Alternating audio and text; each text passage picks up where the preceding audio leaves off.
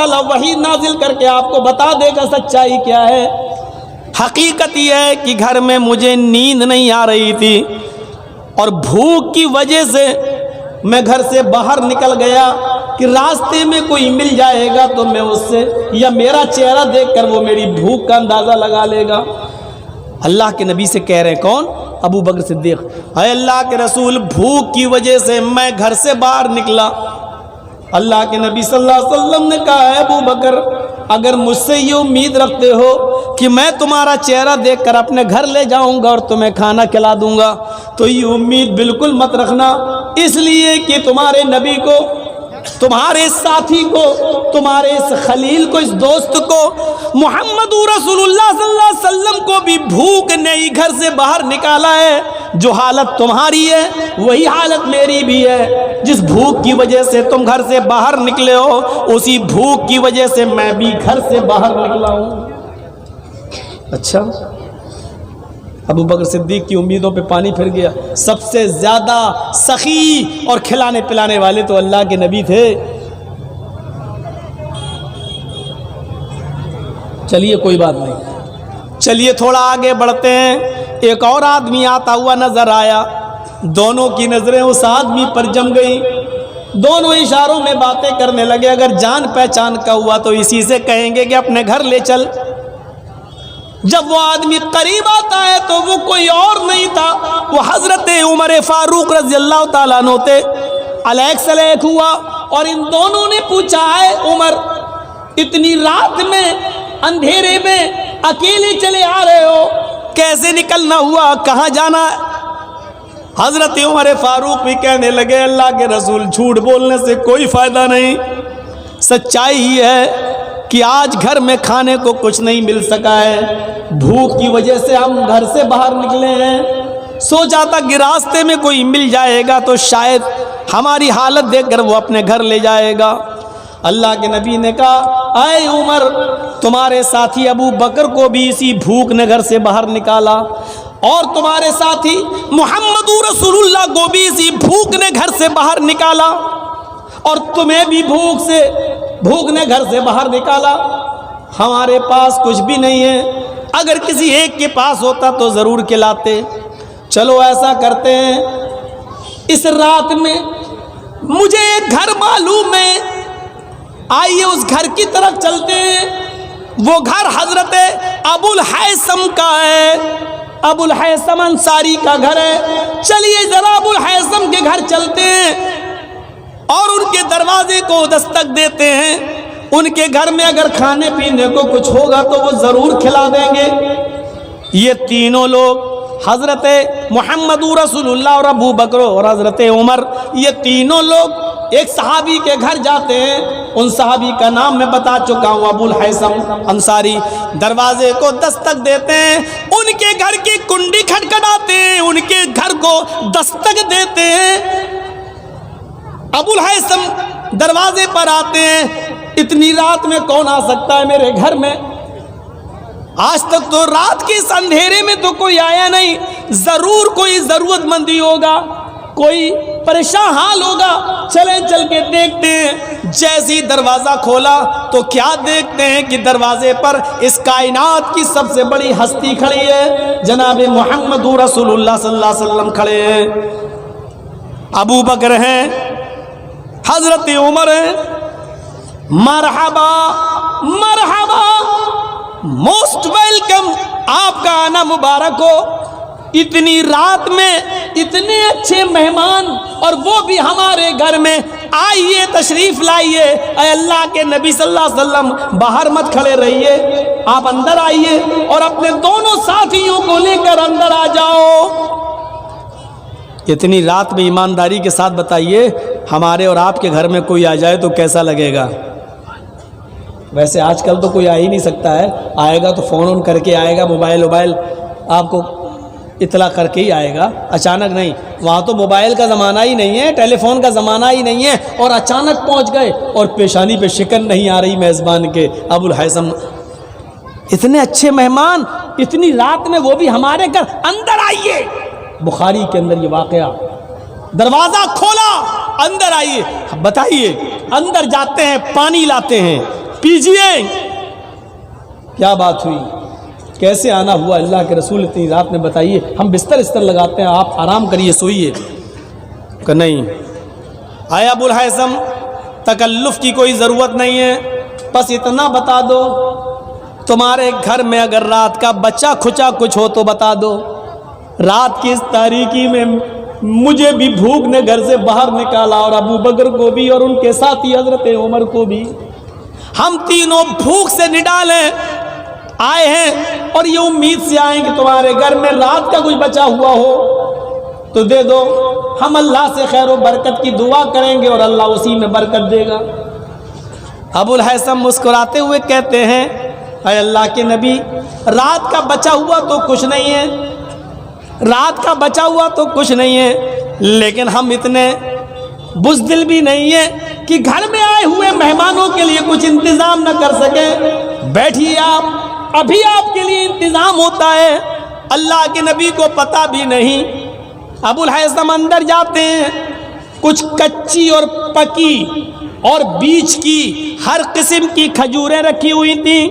मिट्टी के एक प्याले में वो उठा के ले आए और कहने लगे, अल्लाह के नबी, तब तक आप ये खजूर खाइए, आपके दोनों साथी हैं, आप लोग खजूरें खाइए, मैं अभी आपके लिए खाने का इंतजाम कर देता हूं। अंदर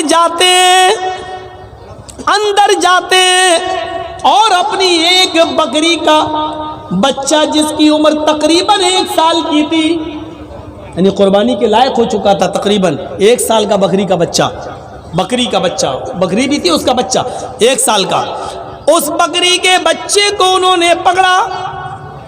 एक ही आदमी अरब के अंदर आज भी काफी होता है पूरे बकरे को ज़िबा करने के लिए। अबुल हैसम ने पूरा का पूरा बकरा गिरा लिया और जल्दी से उसको ज़िबा कर दिया, छुरी चला दी, फौरन उसकी खाल उधेड़ दी और गोश्त उसकी बोटियां बनाकर जल्दी से चूल्हे पर रख दी। अबुल हैसम और उनकी बीवी दोनों एक काम ये कर रहे हैं, दूसरी काम उनकी बीवी कर रही है, और फौरन जल्दी से जितनी जल्दी हो सका खाना बनाकर तैयार कर दिया। अंदर से आवाज आती है, आए अबुल हैसम, आए मेरे शौहर, दस्तरखान लगा दीजिए, हमारे नबी मोहम्मद रसूलुल्लाह को और उनके दोनों साथियों को दस्तरखान पर बिठाइए। मैं सालन निकालती हूँ और गरम गरम रोटियां बना कर देती जाती हूँ, आप पर्दे की ओर से उन रोटियों को लेते जाइए और आप नबी अकरम को और उनके दोनों साथियों को खिलाते जाइए। सामने खाना आता है, देसी मुर्गा मांग मांग के खाने वालों, मेजबान पर मुसीबतें बनने वालों, फोन पर कहने वालों कि हम आ रहे हैं, देसी मुर्गा काट के रखना, बना के रखना, चाहे वो आप हो या हम जैसे मौलवी, अपने गरीबानों में झांक कर देंगे। इस वाक़े की रोशनी में जो सही बुखारी के अंदर दर्ज है, इतला और देते हैं कि आ रहे हैं, देसी मुर्गा काट के रखना, बना के रखना, आज तुम्हारे यहाँ से गुजरेंगे, खा के जाएंगे। मांग मांग के भी मेहमानी होती है, कहीं तुम्हारे बाप का वो नौकर है जो तुम्हारा हुक्म मानेगा, उसकी ना मजबूरी देखो, ना कुछ देखो, ना परेशानी देखो। यहाँ बकरा मौजूद, काट दिया, ज़िबा कर दिया, खाना बन के सामने आ गया। जैसे ही गोश्त और रोटियां सामने आई, भुना हुआ गोश्त सामने आया, इमाम कायनात की आंखों में आंसू आ गए, मोहम्मद रसूलुल्लाह सल्लल्लाहु अलैहि वसल्लम की आंखों में आंसू आ गए, रोने लगे। अबुल हैसम जब रोटियां रखने आए, नबी अकरम के आंखों में आंसू देके कहा, अल्लाह के नबी, आपने और आपके साथी तो भूखे थे, हमने तो खाने का इंतजाम किया है, जो मेरे पास मयस्सर था हमने फौरन इंतजाम कर दिया है। अल्लाह के नबी सल्लल्लाहु अलैहि वसल्लम की ज़बान से जो जुमले निकले वो बुखारी में देख लीजिए। आए अबुल हैसम, अल्लाह की कसम, वल्लाह वल्लाह, आए अबुल हैसम, वल्लाह लतुसअलुन्ना अन القیامہ، جو نعمتیں تم نے پکا کر ہمارے سامنے رکھ دی ہیں، اللہ کی قسم قیامت کے دن ان نعمتوں کے بارے میں تم سے پوچھا جائے گا۔ اللہ کی قسم کل قیامت کے دن ان نعمتوں کے بارے میں تم سے سوال کیا جائے گا۔ جو کام چند کھجوروں میں ہو گیا تھا، پھر تم نے مزید اپنا بکرا ذبح کیوں کر دیا؟ اور جو کام آدھا اور 1 کلو گوشت بھی ہو سکتا تھا، اس کے لیے تم نے پورا کا پورا بکرا ذبح کیوں کر دیا؟ لَتُسْأَلُنَّ عَنْ هَٰذَا النَّعِيمِ يَوْمَ الْقِيَامَةِ، اے ابو الہیثم کل قیامت کے دن تم سے ان نعمتوں کے بارے میں پوچھا جائے گا، سوال کیا جائے گا۔ صرف 100 باراتیوں کی جگہ 500 لے جانا صرف یہی فضول خرچی نہیں ہے؟ شادیوں میں پٹاخے اور بندوق کی گولیاں چلا لینا ہی فضول خرچی نہیں ہے؟ طرح طرح کے آئٹم بنا کر آدھا کھلایا جائے اور آدھا پھینک دیا جائے، یہی فضول خرچی نہیں ہے؟ بیڑی اور سگریٹ کھا کر اور تھوک دیا جائے پان کھا کر، صرف یہی فضول خرچی نہیں ہے؟ فضول خرچی میں یہ چیز بھی شامل ہے۔ سنو، اس نے مہمان نوازی کی تھی، جناب محمد رسول اللہ کی حیثیت کے مطابق مہمان نوازی کی تھی، لیکن نبی اکرم نے ان کو بھی یہ کہہ دیا یہی وہ نعمتیں جو تم نے میرے سامنے پیش کی۔ اے ابو الہیثم کل قیامت کے دن تم سے ان نعمتوں کے بارے میں سوال کیا جائے گا۔ کیسے لگ رہے ہیں اس واقعے کی روشنی میں ہم اور آپ؟ اب آپ کے ذہن میں سوال ہوگا، کیا کسی کو اچھا سے اچھا کھلانا بھی برا ہے؟ نہیں۔ پھر میں کہوں گا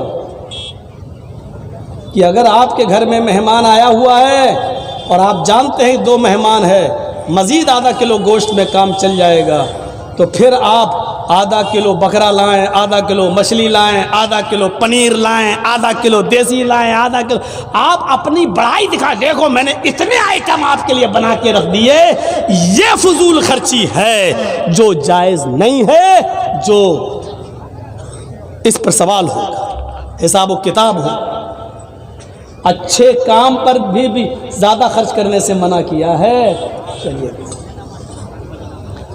اب تو مدرسے والے سوچ رہے ہوں گے تو مولانا کہہ رہا زیادہ خرچ کرنا، تو مدرسے میں جو 100 دے رہے ہوں گے وہ بھی نہیں دیں گے بیچارے، وہ کہیں گے ہم کیوں زیادہ خرچ کریں گے؟ میں نے سب کا سب منع کیا ہے۔ آپ کے پاس سے پوری دولت ہی 100 روپے ہے تو آپ ساری کی ساری 100 روپے نہیں دے سکتے ہیں۔ ابھی وہ بھی واقعات آئیں گے آپ کے سامنے، بتائیں گے، جب بتا رہے ہیں تو مکمل ہی بتا کر چھوڑیں گے، آپ کو بیچ میں پیاسا نہیں چھوڑیں گے۔